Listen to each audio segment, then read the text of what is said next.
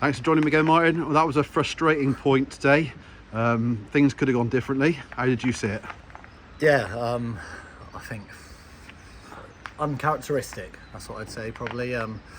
To let in 3 goals, I think obviously the last time we played them, we let in 3 goals at home, so it might be a bit of a bogey team for us. Obviously coming away with a draw today rather than a defeat is a positive, but started really slow. A bit lethargic in the warm-up, carried into the first sort of 10-15 minutes, and the goals we conceded, just a bit easy. You sort of can't give teams in this league a head start, so really disappointing to go 2-0 down, but then amazing character to come back, great finishes from Bradders and Dance to then think like, right, we're going to half-time, wind now in our favour, and we'll come out second half and feel really confident about going to get the win. Obviously that didn't materialise either, to let in another disappointing goal.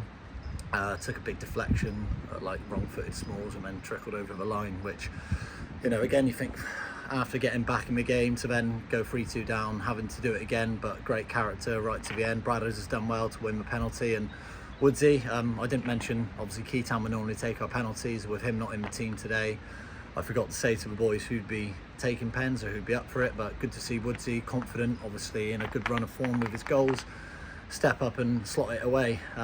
But yeah, I think good point, we'll take that, and it keeps that unbeaten run in the league going, which I'm not sure how far that back dates now, but sort of since we've been left with the job, obviously we've the last 4 we've won and then drawing today.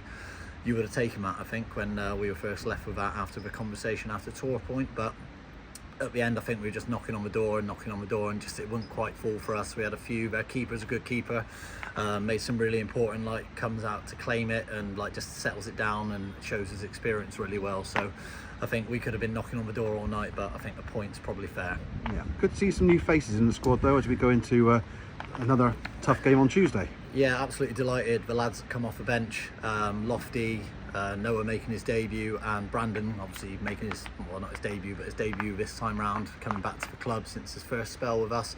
All 3 made a massive difference, and I think you could see towards the end when we were trying to knock on the door and get that winner, we're very leggy, and that shows, and it's going to be like that because for the last 4 games, including the Froome game as well, we've been playing with sort of 2 subs on the bench, and some of the lads have really had to go through some tough sort of 90 to 100 minutes. So huge credit to the boys in there. We're in a great position. We've got 5 massive games left going into sort of the rest of the season. Again, quick turnaround, Tuesday night Buckland, obviously Street Friday, and then Shepton on Monday, and then it would be nice to get sort of have a week off to then go Ivybridge home, and then obviously Tor Point on the final game of the season. But just a massive shout out to all the boys. It's been a real tough sort of couple of weeks. They've all like completely committed to what we're doing, haven't changed anything. You know, I think everyone coming down here can see that, and on that note, a massive thanks to all the people who have been travelling, you know, down to Helston and down to here today.